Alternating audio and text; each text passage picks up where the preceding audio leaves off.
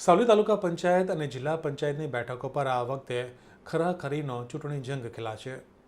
સાવલી તાલુકામાં સ્થાનિક સ્વરાજ્યની ચૂંટણી લઈને આજે ઉમેદવારી ફોર્મ ભરવાનો છેલ્લો દિવસ અત્યંત વ્યસ્ત અને રોમાંચક રહ્યો. ભાજપ, કોંગ્રેસ અને આમ આદમી પાર્ટી સહિત અનેક અપક્ષ ઉમેદવારોએ આજે તાલુકા સેવા સદન અને તાલુકા પંચાયત કચેરી ખાતે પોતાની ઉમેદવારી નોંધાવી હતી. સાવલીમાં ભારતીય જનતા પાર્ટીના ઉમેદવારોએ વિજય સંકલ્પ સાથે ફોર્મ ભર્યા હતા.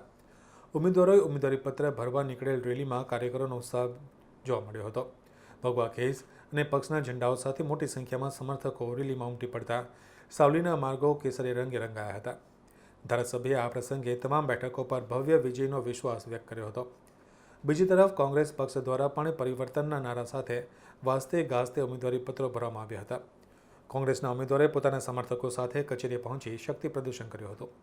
આ ઉપરાંત આમ આદમી પાર્ટીએ પણ આ વખતે મેદાનમાં ઉતરીને જંગને ત્રિપાંખીયો બનાવી દીધો છે.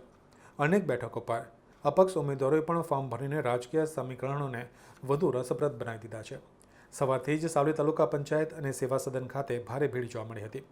ઉમેદવારો, તેમના ટેકેદારો અને પક્ષના માવડીઓની અવરજવરથી કચેરી પરિસર ગુંજી ઉઠ્યું હતું.